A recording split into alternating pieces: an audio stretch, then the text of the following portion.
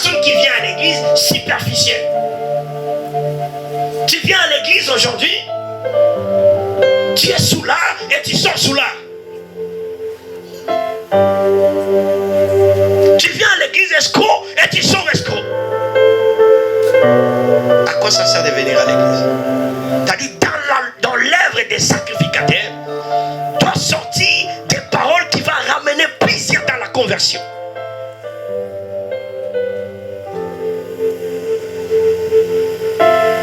Doit sortir la science, la connaissance de Dieu. Et dans sa bouche, qu'on demande la loi parce qu'il est envoyé de l'Éternel des armées. Mais vous êtes écartés de la voie.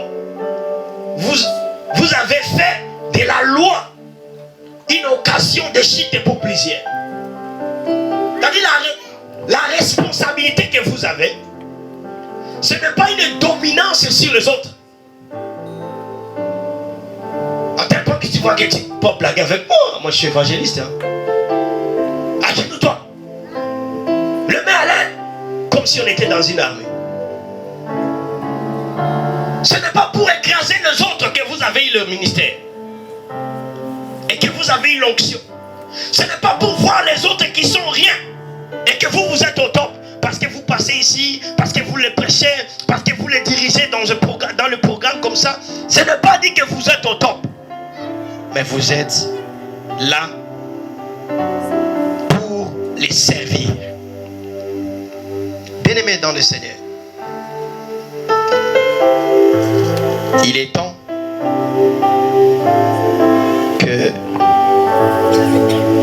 de consacrer le serviteur de Dieu dans cette église. Il y a quelqu'un qui va aider le diacre Jean après parce que c'est celui-là qui prend les images. Il y a quelqu'un qui va l'aider. Nous allons consacrer des diacres. Diacre dans une église, quand nous on était trop petits, quand on partait encore à l'église catholique, on les appelait dans le terme de notre, c'est pas on les appelait, c'est comme ça, dans le terme de notre langage, c'est les gardiens de paix.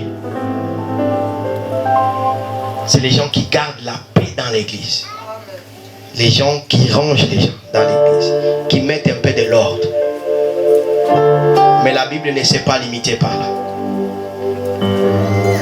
Diacre ou diaconesse, c'est des personnes qui ont le fardeau de l'église. Entre guillemets, je peux dire, ils sont comme des pasteurs de l'église. Parce qu'ils connaissent toute l'histoire de l'église. Ils connaissent ce qui se passe à l'église. Qui est malade, qui ne l'est pas. Qui est affaibli, qui est fort. Il connaît même la vie des pasteurs. Et dans le temps, lorsque les apôtres comme Pierre et les autres, lorsqu'ils ne sont pas là, c'est des diacres qui prenaient la responsabilité de diriger l'église. Parce qu'ils ont l'histoire de l'église dans leurs mains.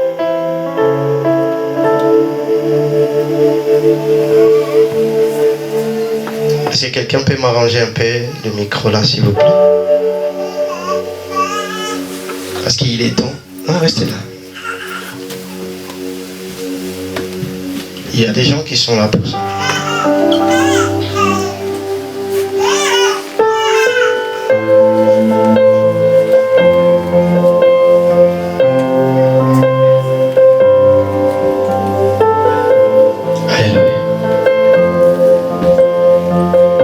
Bien, mais pas dans des ordres comme ça. Bénédicte, rends ça quand même bien. Nous sommes dans une église.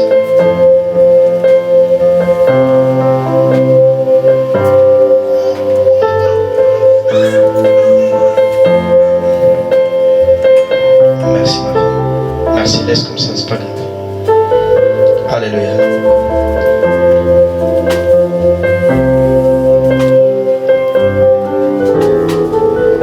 J'aimerais que parler du Saint-Esprit, que cela ne puisse pas nous prendre beaucoup de temps,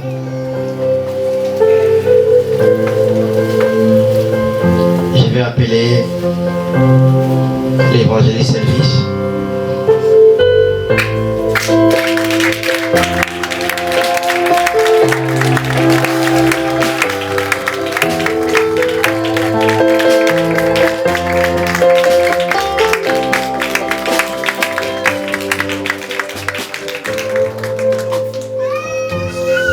Il y a quelques temps, j'ai parlé avec lui pour l'œuvre de Dieu. C'est un fils pour moi. Dieu a fait grâce. On s'est croisés. On a parlé de la part de Dieu. Il s'est fait baptiser lorsqu'on était encore à la maison, avant la Covid. Lorsque je parlais avec lui, j'ai dit, mon fils, Dieu t'appelle pour les servir. Mais c'était pas facile d'abord. Parce qu'en tant qu'humain, on se pose toujours des questions. C'est pourquoi j'ai dit, la majorité de ces gens que j'ai parlé avec eux pour cette journée, c'est des personnes qui se posaient toujours des questions. Comment cela peut se passer?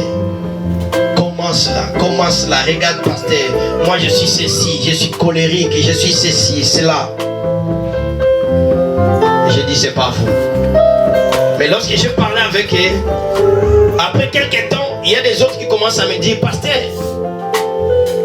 je commence à voir, même dans mes collègues, si quelqu'un peut faire quelque chose, je sens dans moi ça bouillonne. Bien que ça bouillonne dans moi, mais à l'extérieur, je ne sens pas envie de réagir. C'est-à-dire, tu es en train de travailler. J'ai parlé aussi avec sa maman, parce que c'est une maman qui m'aime bien. Dieu m'a fait grâce, il m'a donné une maman depuis le Cameroun aussi. J'ai parlé avec elle. Quand je parlais même avec elle, ma femme, elle a dit, mais Elvis, il parle comme ça, il parle comme sa maman. Elle dit, oui. C'est le fils de maman, donc il peut parler comme sa maman. Amen. Aujourd'hui, il est devant vous. Parler de Dieu. Il sera où il va être consacré, évangile dans cette église. Pas parce qu'il a voulu, pas parce qu'on a voulu que cela se passe ainsi, mais c'est le don de Dieu. Je sais que dans lui, même lui-même sait, même Dieu sait qu'il y a des imperfections. Mais les imperfections, c'est pas l'homme qui change ses imperfections, mais c'est Dieu qui donne le pouvoir à changer les imperfections. Vous qui êtes là ce soir ou cet après-midi, Dieu vous demande à l'aider à marcher et à faire l'œuvre de Dieu. Soutenez cet homme pour l'œuvre de Dieu qu'il a choisi à faire. Lorsque vous le soutenez, vous avez votre part que Dieu va réserver pour vous. Je veux dire à ceux-là qui le connaissent, ne le prends plus comme vous le prenez avant. Parce que dans sa bouche, dès maintenant, il y aura des choses qui vont commencer à sortir. Ça peut être une bénédiction pour vous. Ça peut être aussi une malédiction lorsque vous le prenez comme Elvis que vous le connaissez. Vous savez pourquoi aujourd'hui à l'heure que nous parlons, les Juifs, la majorité des Juifs ne croient pas en Jésus-Christ. Pourquoi? Parce qu'ils le voient comme le fils de Marie et Joseph. C'est pourquoi il dit, l'abbé dit, il est venu chez les saints, les siens, et les siens ne l'ont pas reçu. Si nous les autres nations, parce que la nation que Dieu s'est choisie, c'est Israël. Et lui-même, les autres nations qui existent ici au monde, c'est les hommes qui ont donné le nom. Mais Israël, c'est Dieu lui-même qui a donné le nom. Après avoir fait un combat avec Jacob, il dit à partir d'aujourd'hui, tu es Israël, c'est-à-dire tu as fait un combat avec moi et tu es devenu vainqueur. Dieu lui-même s'est donné, il a donné le nom de la nation. Mais aujourd'hui, ils n'ont pas Dieu parce qu'ils n'ont pas cru à Dieu.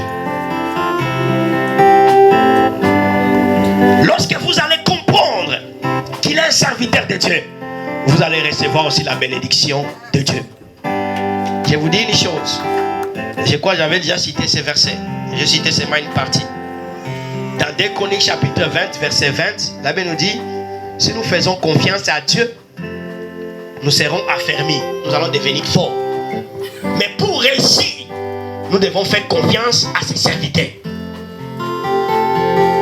Pour ta bénédiction, frère biologique, connaissance, frère à l'église, sœur à l'église, pour avoir la bénédiction que Dieu va déposer dans sa vie, tu dois les considérer entièrement comme serviteurs de Dieu.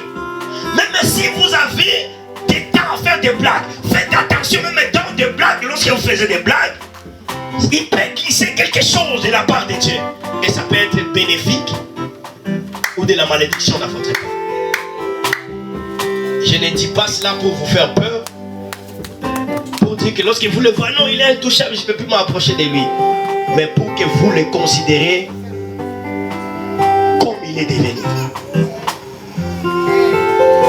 Alléluia.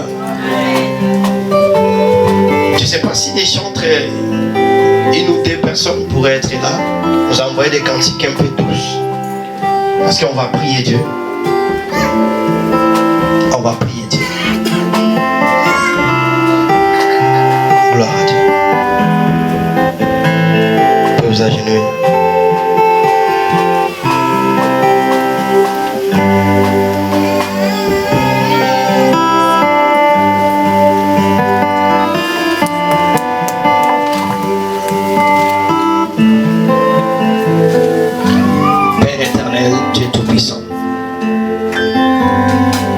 Tu as mis dans mon cœur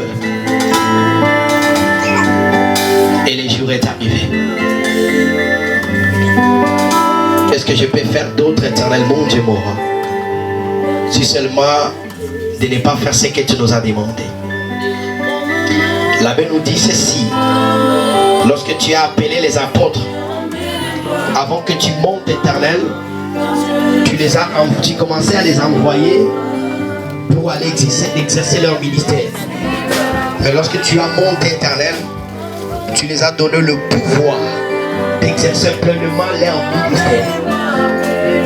Seigneur Dieu Tout-Puissant, je suis en train de prier, éternel, pour l'évangéliste Elvis, que tu as choisi pour te servir, éternel, mon Dieu, mon roi. Yahweh, ne le laisse pas faire tout te seul, mais que maintenant Dieu marche avec lui. Comme tu as dit à Moïse, moi-même je marcherai devant toi, je serai avec toi. Et maintenant, Père, quand il m'a appelé pour te servir, que tu avais des serviteurs